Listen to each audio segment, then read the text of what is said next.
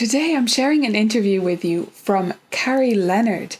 Carrie Lennard was a teacher in special needs teaching, working with music in special needs classrooms, and she created this improvise approach. She calls it the improvise approach. That is just fantastic. I haven't seen anything like it.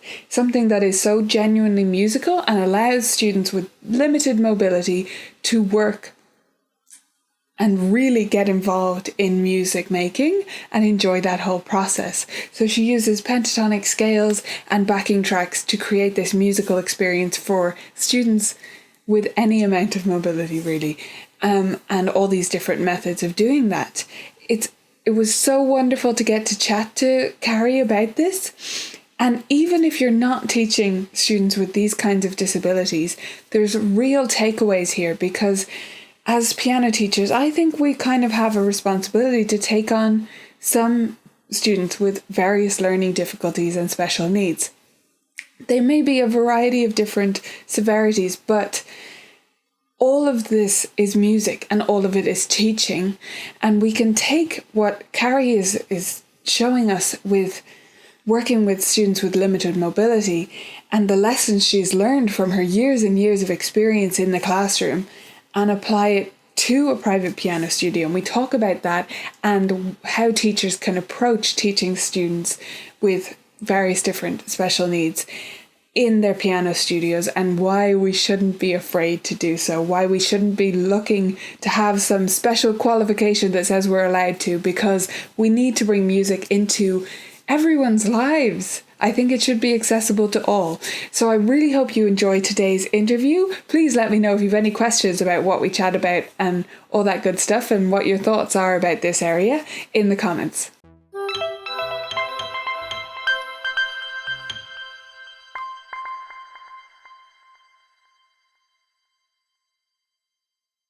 So welcome, Carrie Lennard. It's so great that you could join me today. Thank you so much for being here. Pleasure, absolute pleasure, and thank you for asking. Yeah, you're welcome. So I'd like to get started just by finding out a bit about you and where this all came from. Did you study music as a child? Did you learn music growing up? Yeah, I learnt. My mother was a piano teacher, but she was a music teacher. She trained at the academy in London, and yes, I learnt piano as a child, but I was more interested in playing the guitar. And I sort of grew up during the time of Joan Baez and Joni Mitchell. The guitar was cooler. Yeah, the guitar was my vehicle. So much to my mother's disgust, I sort of progressed with the guitar, and really sort of moved into the sort of folk vein and songwriting vein. So composing music is always part of my life. I'm very much sort of I want to jam in, I want to improvise, I want to sort of be a bit sort of free-flowing. Okay, and where do you think that came from? Like, did your teachers ever foster that sense of improvisation, or was it just something you did in secret? Not at all. Not at all. No, back in back in the 60s, music education didn't work in that way. I mean, there might have been it still doesn't. No. Yeah. I mean, there may be the sort of Kadai things that are around and that sort of thing, but that didn't touch my life. I didn't have that. In fact, probably quite the opposite. I had a lovely nun, Sister Bridget, God rest her soul, and she taught me to play the piano. But I was on Bach for about 3 years at the age of 8. So wow. I was bustling to get out of to create sort of pretty tunes and interesting tunes. Yeah, but she got you to a good level then, did she? She did, yes. Oh, yes. Oh, yes. No, I can't quit. And also, everything that I learned on the piano, I mean, when I think about musical arrangements and where things are, I think piano, I don't think guitar. Yeah, I always think piano. It makes it a little bit clearer, doesn't it? It certainly does, the guitar. Yeah. So, no, the improvisation, it's my own thing. That's it, really. Fantastic. And how did you then... You got into teaching special needs students originally, or did you immediately start teaching them music, or where did that background come from? I originally started off with nursing. Okay. Exactly. I realised that after about after my training course that I possibly wasn't the best nurse in the world. Nurse Leonard, have you done the TPRs? No, sister, sorry. You wanted to improvise. I wanted to improvise the whole thing, exactly. not good.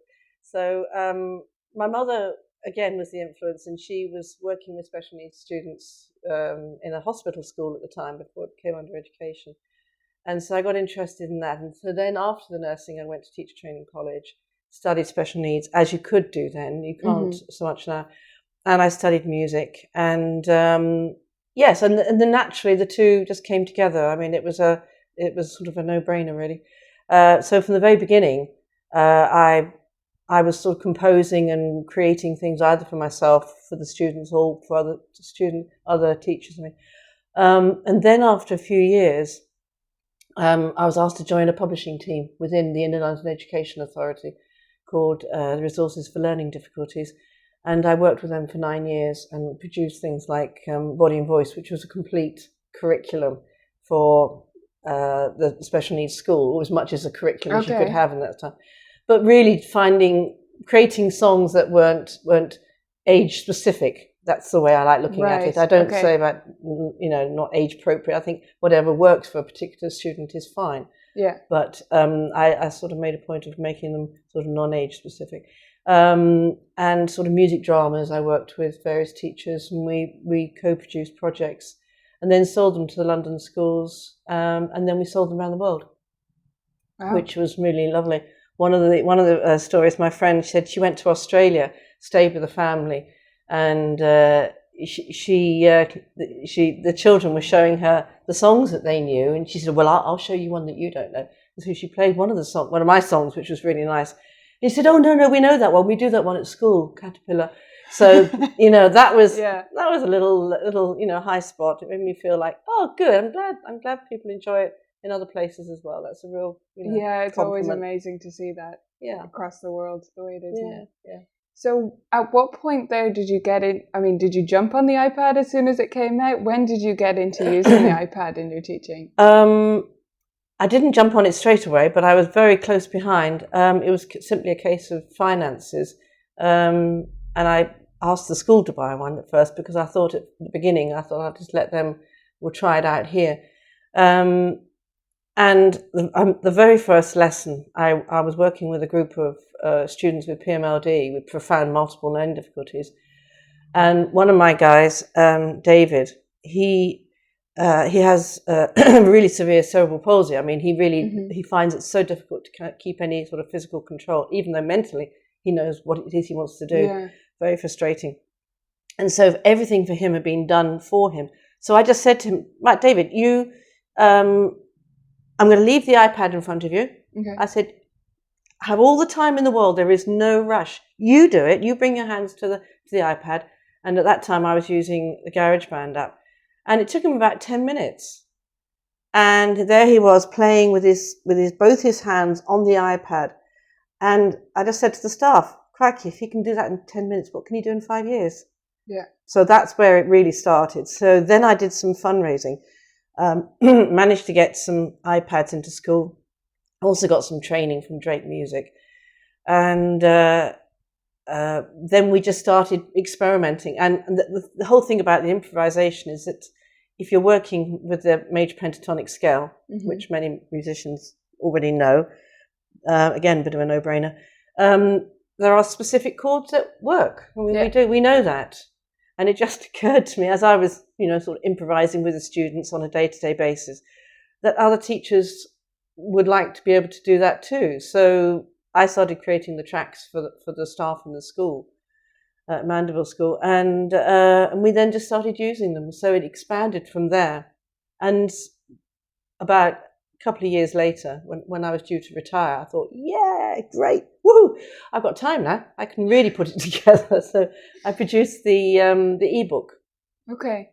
Yeah. And that goes with the app that's called Thumb Jam. That's right? Yeah. So you moved on at some point from GarageBand. Yes. The reason that can I show you? Yes, absolutely. Yeah. This is Thumb Jam, and the reason that I changed from GarageBand to Thumb Jam is you've got the whole screen. You can change the instrument. So you've got a lot of choice. You've got a lot of choice there. Really, really huge number. Some better than others.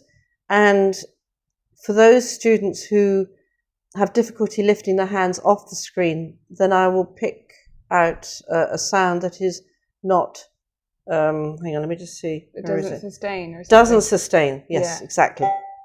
So they've got to lift the hand up again. Again, it's obvious, but sometimes it sort of needs pointing out. But it makes a big difference, right? Yeah, absolutely.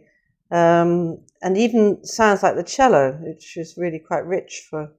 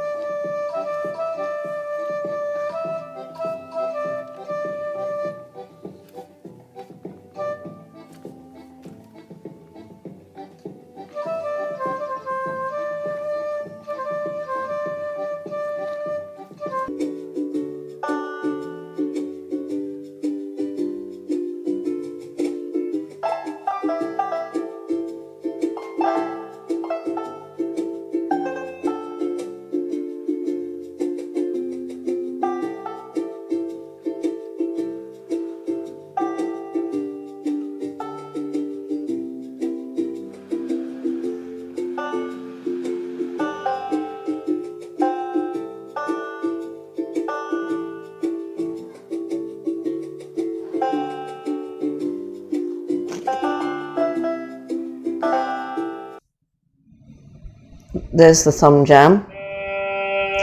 And what you can do is you can open the book behind. So here's the book. And the book is interactive and tells you how to set it up for your students, either as a solo or group activity.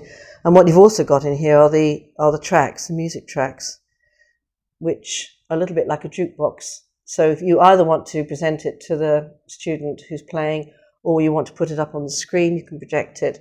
And if we pick out Big Tree, I've deliberately chosen names for the pieces of music that exactly describe what they're seeing in the picture. Okay. Because from a communication point of view, it just makes sense. I mean, there's no point in giving it a really pretty name and then making it very hard for someone to articulate it when they're sort of pre-verbal, or they're just trying to get their get their head around it. So here we have, and you've got it without a count in and with a count in. So let's turn it up a bit. And double click. Okay. There we go. Sure.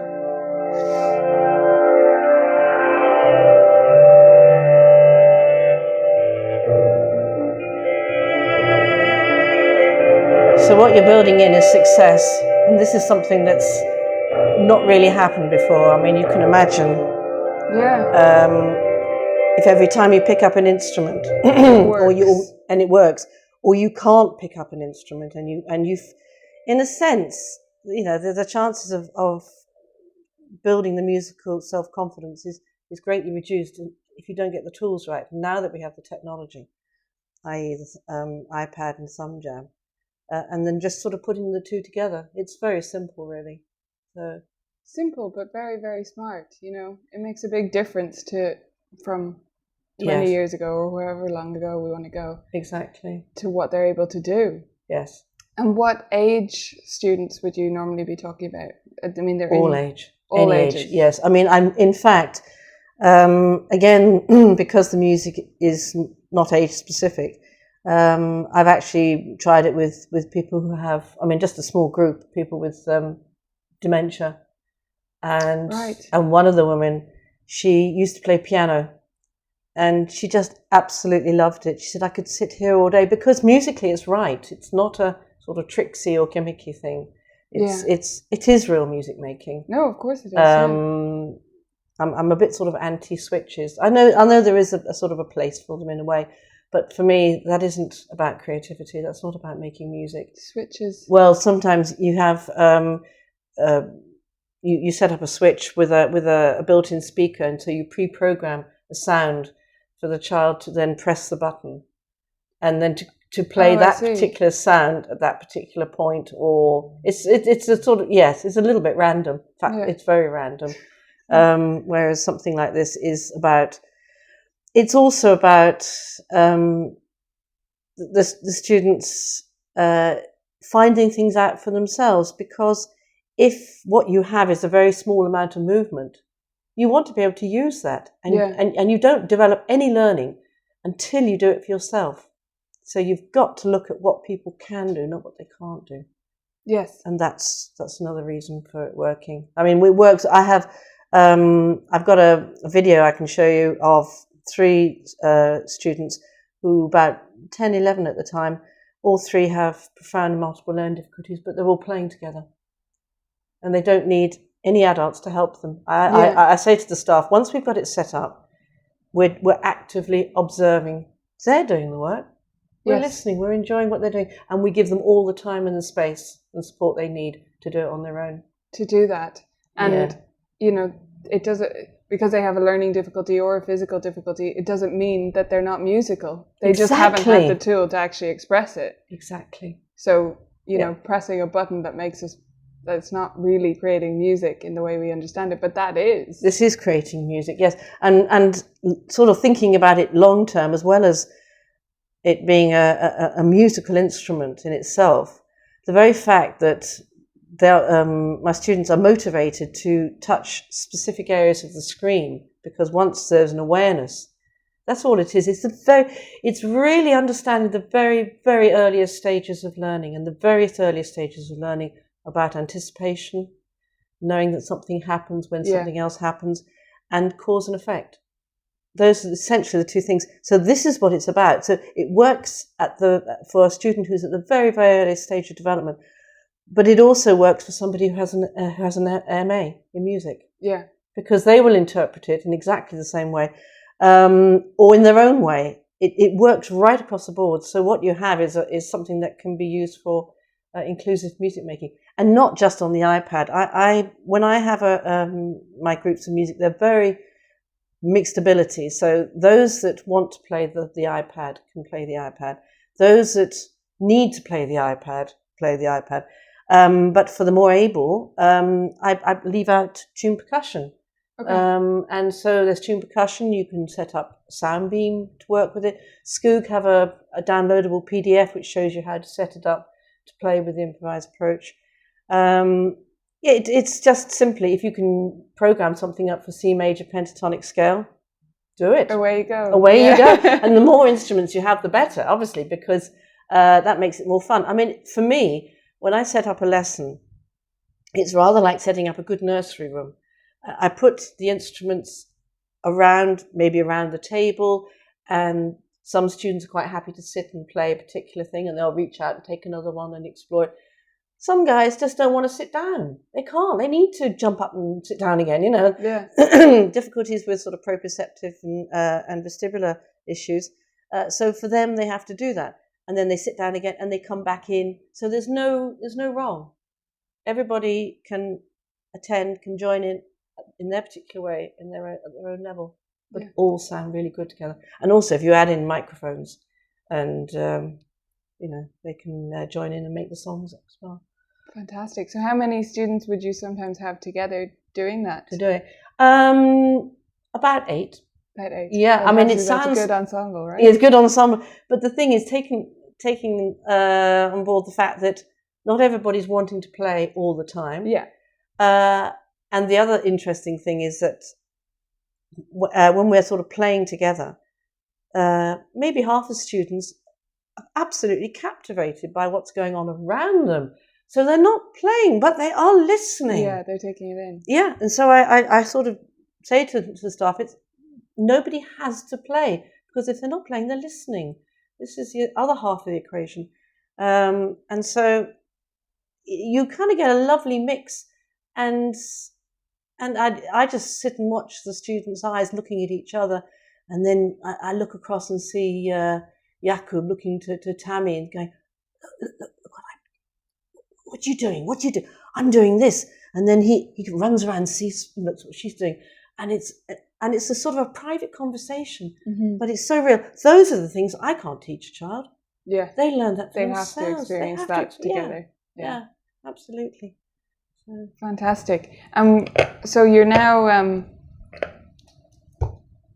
so you're bringing this all over the place now. Are you trying to get this into as many schools as possible? Well, what originally started off as a personal project, yes, a retirement project. It's slightly taken off, and I decided that the most effective way of publishing it was to do it as an ebook, and also to do it on the iBook store, simply because it made it simpler for people to find things. It's very confusing if you say, oh, it's available here, it's here, it's here, it's here. No, it's just in one place, and also because some jam, yes, you can use it on a excuse me, on a Samsung, but not everybody has one. It just confuses the issue. So it works on an iPad because the iPad is such a high spec tablet.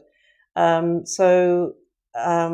also by schools buying it, they can actually they can put it onto 6 tablets. So it makes it cost effective.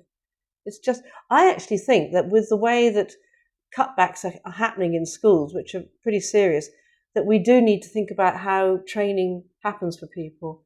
And I think if we can provide good, basic, simple tuition manuals in ebook forms, things that the teachers can take home, and for them to be able to practice in their own time. Yeah. Fantastic. I'm very passionate about trying to get more piano teachers to teach students with special needs with more mobility than you would be dealing with. But I find they can be very, very nervous of it, not because they don't want to try, but because they feel they need specialized training. Yeah. And that doesn't exist. Yeah. So there's no point thinking, oh, they should go to someone who has more training in this, because there is no college you go to learn how to teach music to special needs children. So how do you start? Yeah, how do they get started? And well, do you agree with me? Do you think they should just try, or what do you think? I think really it's letting go of all the rules. I totally understand that nobody wants to sit at the piano and upset the child by playing something that sounds really discordant. But it's always about starting from the child. Always start from the child. Allow the child to explore with the child. And I don't know if you've ever heard of intensive interaction, which is a form of communication where it's sort of mirroring the mother-baby relationship, where the mother mirrors the baby's behaviours and the sounds and copies it, and then slowly it develops and develops and develops, because what the mother is doing is learning the baby's language and then the baby starts to learn the mother's language. This is sort of the way we learn communication. So if you adopt the same way, I believe music therapists do this as well. Yeah. So that would be probably a really good thing to do, is to get buddy with a music therapist, and to listen to what the child is doing and see where they go. And it really does require the music teacher to be able to improvise. Yeah, to let go, right? To really let go and to follow where the child is going. I mean, if the child picks out all the black notes, then we know where we're going with that. Yeah. There's a lovely, easy pentatonic scale there. But if the child is using note clusters and they're playing at the top end of the piano, then it's call and response. It's answer it, but don't crowd it. So the child goes, and you go, oh, and look at each other. It's about building the communication. So it's as much a sort of therapeutic exercise as it is a sort of musical one. It's everything. It's communication. So yes, you can do it. But I think if people are worried about being able to improvise, then maybe just brush up a bit on which chords go with which notes and do a bit of that. I think that's what's needed. That's the place to start. That's the place to start. And it sounds different and breaking out of what we would normally consider a lesson structure, but actually it's about building a rapport with the student, and that's what we have to do with every single student. So it is, isn't it? Yeah, that's what you need in the beginning. Yeah, you've got to establish their interest, their trust, that you're not going to make them fail. You're setting them up to succeed. And once you get to a certain point, which you can, it's the same with the improvise. I kind of describe 3 levels.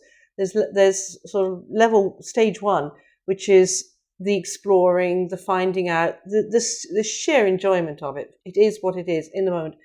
And then at the next stage, you might just say, let's just look at quiet notes, loud notes, but we'll include it in the improvisation. So we're going to focus on that. So very simple, just taking an element of the music.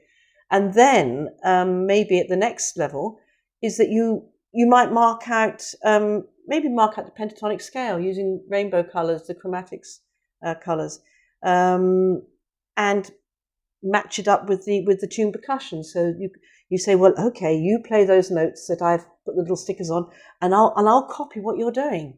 Yeah. So you invert, and at the same time, the child sees the spaces in between the notes and the pentatonic and realizes that subconsciously there are gaps in there, and maybe we can go to those afterwards and we'll see how it feels. So maybe that's the way. Yeah, but taking that exploratory approach is so always, yes, and take time, and don't. It's not about the product; it's the process. Absolutely. Yeah. Fantastic. Well, thank you so much for joining me and for showing us all of this. It's wonderful. I think it's so inspiring. Where can people learn more about it if they're interested in the improvised approach? I've got a website, and it's www.improviseapproach.com. We'll put a link, obviously. Thank you very much. And yes, and the book is available at the iBookstore. And if you want just the music, then that's also available on iTunes, and I believe it's on Amazon as well. And it's called Improvise 1. And Improvise 2 is nearly ready to go out, so a few weeks. Super. I shan't say what date it is now, because these things. Just in case. In case, yeah. Okay. Okay, thank you very much. Fantastic. Thank you so much.